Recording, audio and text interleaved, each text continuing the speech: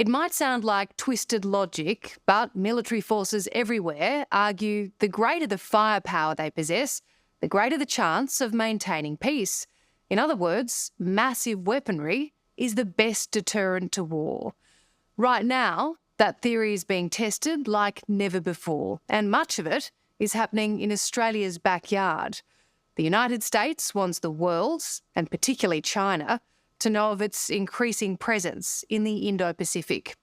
And, as you're about to see, its military in full flight puts on a spectacular show.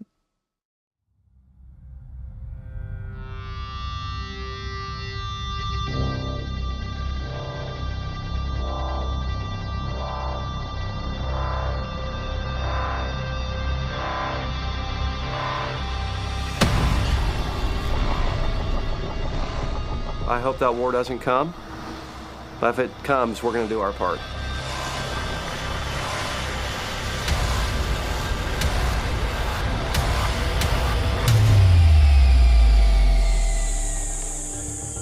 It's as hot as hell and just as humid. But the thing that really strikes you is the noise. It's deafening and dangerous. We've got front row seats to a gruelling military operation playing out in one of the most fiercely contested regions in the world. Seeing lethal weapons up close is at first confronting, but as we quickly learn, these war games are deadly serious. You picked the hot spot around the globe today. We need to be hard in our training. Major General Brian Gibson is the top US brass in charge of air and missile defence for the entire Asia-Pacific region. He knows that any day now, these practice runs could become the real deal. China and North Korea fired the most number of missiles they've ever fired last year. So certainly the environment's different than it was just a few short years ago. But my responsibility and our responsibility, regardless of that, is to be ready. It's a big responsibility. Does it weigh on you? Certainly. I think if it didn't, I shouldn't be doing this job. Sure, the world's a dangerous place. Our mission is to be prepared. To find out how, we're headed into the middle of a territorial dispute, which is threatening peace in the Indo-Pacific. Basa Air Base in the northwest Philippines was built by the US Army before World War II. It's now the training headquarters for fighter pilots, the Philippines' version of Top Gun. Here, we board an MV-22 Osprey, which looks like a giant transformer.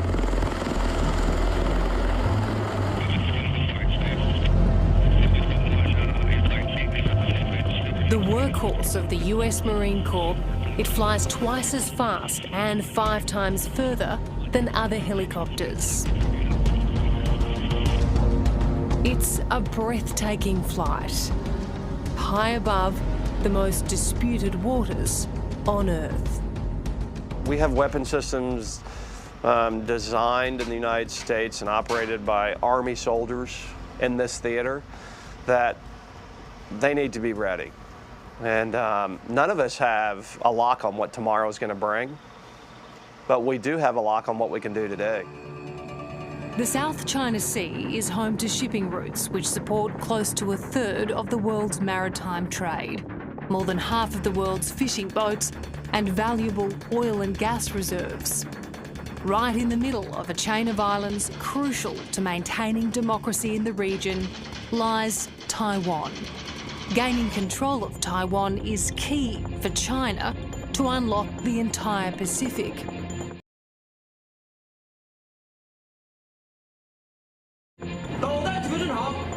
Beijing has already built several artificial islands nearby, fortifying them with airstrips and weapon systems, and recently sending warships and aircraft into the Taiwan Strait.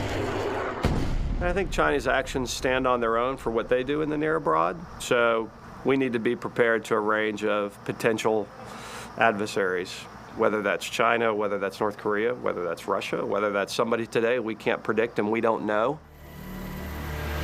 45 minutes off the coast of the Philippines, we spot the USS Makin Island. It looks like an aircraft carrier, but it does so much more.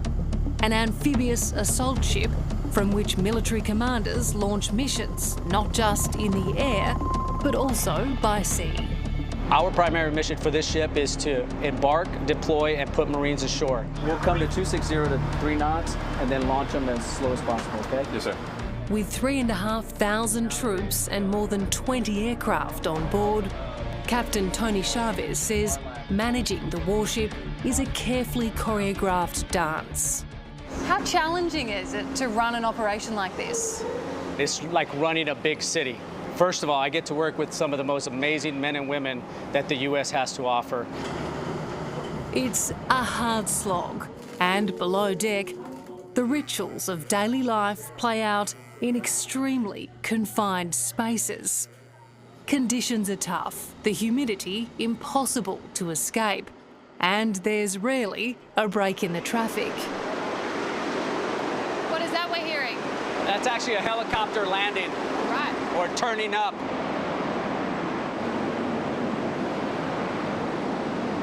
Hey, is that an LCAC coming in or is that an aircraft spinning on deck?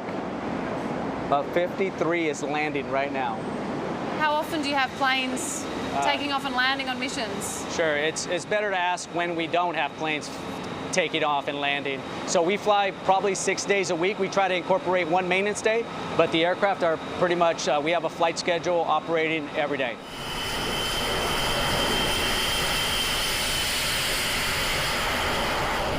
There's something utterly mesmerising about the F-35 jet. The sound, the heat and the power put this supersonic stealth fighter in a league of its own.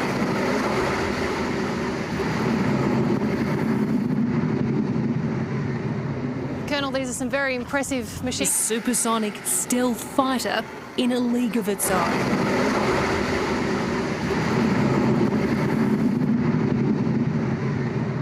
Colonel, these are some very impressive machines you're in charge of. Yes, ma'am. So we have 10 F-35s and we have 10 MV-22s. It's the first time that configuration has ever deployed. We're working really hard to show value for our crisis response mission here in the theater. So I have all the Marines that are on the ship. As commanding officer of the 13th Marine Expeditionary Unit, Colonel Samuel Meyer oversees all air operations off the Makin Island. He's eager to show off this stunning lineup of the military's most powerful toys. Do you and your pilots feel you are prepared to put these operations to a test in a real combat situation? Quite simply, yes, we're ready. 2-4, bridge copy. I was maintaining our course and speed, and then we will turn around. Every command, every manoeuvre is being fine-tuned on this vast blue stage, where China has proven to be a bad actor, playing a long game of intimidating Pacific nations. But the US and its allies aren't having it, bolstering their defences, and it's an impressive display. What message do you think all this is sending to Beijing? I don't know. We're about making sure that our soldiers can send that message if they have to. None of us do this alone. The real power in what we do is doing it together. Doing it together, armies to armies, air forces to air forces, navies to navies, Coast Guard to Coast Guard. So what does that send to the Chinese and the PRC? I hope what they see is a commitment. It's quite extraordinary to be standing on an enormous floating runway in the middle of the South China Sea. And America's presence here is currently bigger and stronger than it's ever been outside of wartime. And China is not happy about it. Beijing is warning this US show of force will only create more tensions in endangering peace and stability in the region. If we maintain status quo, I'm sure there will be peace in Taiwan and no need to do any exercise. When you say if the status quo is maintained,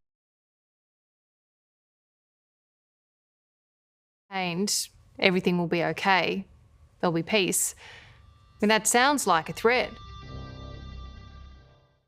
1, 2, 3. This is the last resort in ground warfare. 45 left and 45 right. American and Filipino troops in their late teens and early 20s are learning the tricks of hand-to-hand combat at a military base in the Philippines jungle.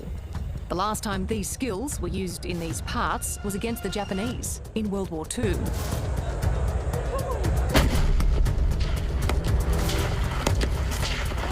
More than 70 years later, the US and the Philippines are undertaking the biggest joint war games ever, in the face of China's growing assertiveness with claims to Taiwan and parts of the South China Sea.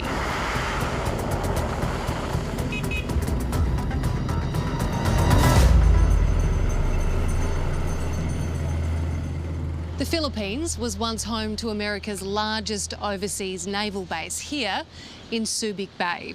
It closed down more than 30 years ago, and this area became a pretty run-down coastal resort town.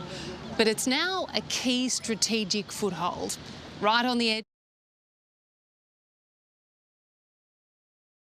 edge of the South China Sea and just a half-hour flight to Taiwan. So, the Americans are coming back. I have one shot. And they've invited an important ally, more than 100 of Australia's finest soldiers. It's an extraordinary exercise to watch it all unfold. What is it like to be a part of it? Oh, it's excellent. It's good, realistic training, coming out here and having the capabilities together to work together, to get to know each other, to build those relationships. The complex and the threatening environment that we face is now, which is why it's so important that we are preparing as quickly as we can for a posture which does advance our national interest. And that is around contributing to the collective security of our region, contributing to the maintenance of the global rules-based order, the rules of the road within our region. How best to do that has consumed Australia's Defence Minister, Richard Marles, in his first year in government. Australians have got a fair bit to worry about at the moment. Why should what's happening in the Indo-Pacific be front of mind? We're seeing the biggest conventional military build-up in the world since the end of the Second World War. That doesn't happen for no reason. And it does have an impact on our strategic landscape. It's fuelled the AUKUS Pact, Australia's biggest ever defence deal, partnering with America and the UK to buy and build nuclear submarines. And the commissioning of a strategic review of the Australian Defence Force, which, it turns out, is not ready for war. We do need to change our posture. You know, the posture that we've had has served us well over many decades, but it's not fit for purpose now, and we've got no time to waste. Well, there's so much talk and concern about a war with China and an invasion of Taiwan. I mean, how real is that threat? How imminent is it? I don't want to speculate about that, and I don't think it helps for someone in my position to walk down that path. I think conflict is not inevitable, and I think we can provide for pathways to a peaceful resolution of competition within our region. Rocket! But Australia's posturing has not been well received in Beijing. Australia is so far away. It's booming there with trading China. I mean, we can always enjoy good relations. So why should Australia involved on AUKUS, on Quad, on all those unnecessary build-up that's supposed to contain China?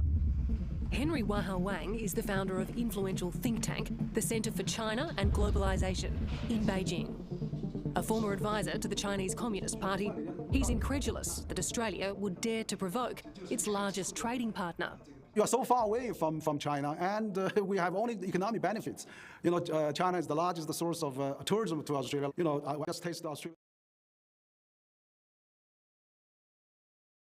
wine the other day with Australian delegation in Beijing. You know, you have so many good, complementary role to play with China. To be fair, China has also executed economic coercion against Australia and other countries. No, I'm not, in agreement on that. I don't think that is really the case because there could be some misunderstanding. I mean, Australia is always a peace-loving country and has never had a war with anybody, basically. So why should Australia be now the front-running forces now to contain China, to build up the military, nuclear submarines, aim at any country? I don't know, but it's not necessary.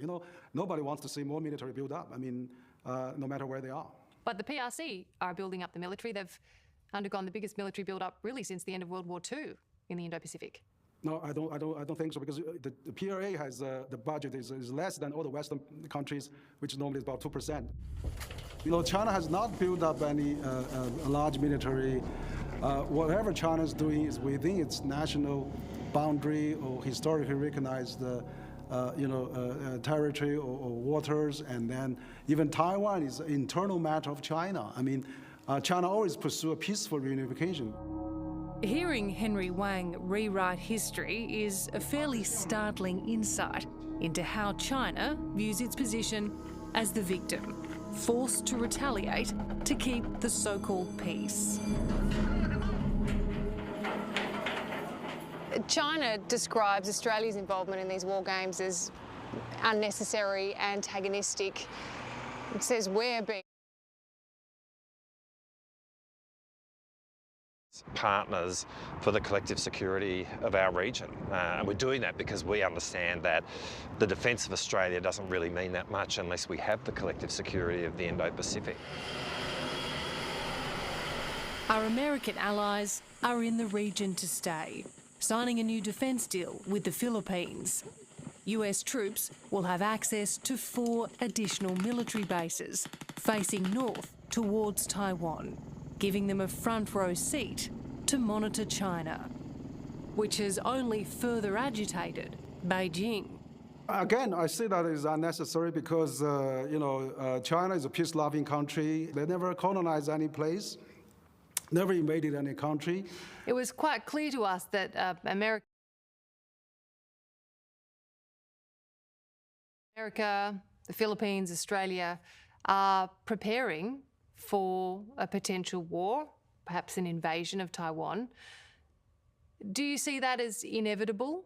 If we maintain status quo, stick to the principle that all countries establish ties with China, that there's only one China, Taiwan is part of China, and there's no official ties, I'm sure there will be peace in Taiwan and no need to do any exercise. And that sounds like a threat. What if the status quo is not maintained? Politely agree to disagree.